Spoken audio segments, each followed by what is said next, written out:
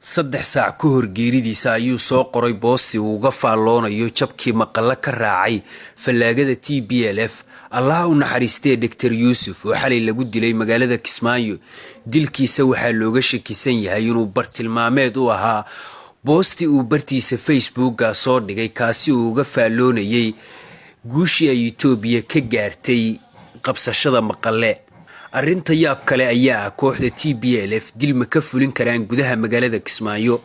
fadlan sii sheer garee si aan u helno saaxiibo badan laagna noo saar si ay dhiirigelin noogu noqoto.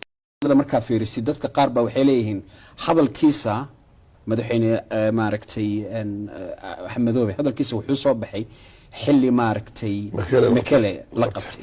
marka dareenkaaga muxuu yahay Mheshimiwa Faarax maadaama arrimaha Soomaaliya aad dareenkayga waxa ka dhaacsan Mekele hadii la qabtay dadka Tigreeda waa caruurta Tigreeda waa caruurti ya Axmedoobe iyo kuwii hore dhanba kulli wax hore dhanba tiimkaas oo dhan dadka Tigreeda ahayn wada gartay soo nin hadda aan Tigree lagu tilmaami karin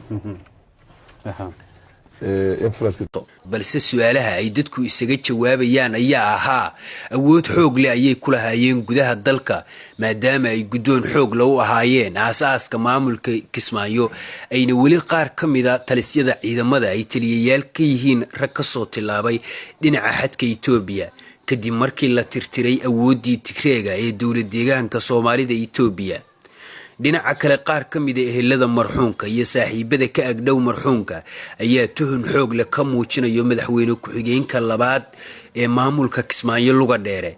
ila wareedyo lagu kalsoonaan karo ayaa noo xaqiijiyay in khilaaf xoog leh uu ka dhex jiray marxuumka iyo madaxweyne ku-xigeenka labaad kaasi oo salka ku hayay kursiga baarlamaanka aqalka sare oo rabitaan uu ka galay marxuumka.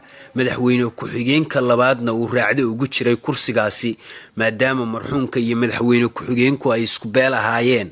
dilka Dr. Yuusuf waxa uu wax badan ka shabahaa kii Shigshigow oo isna lagu eedeeyay inuu luga dheere lug ku lahaa jeer markii dambe la helay cod sir oo cadeynayo inuu luga dheere dilkaasi qayb ka ahaa.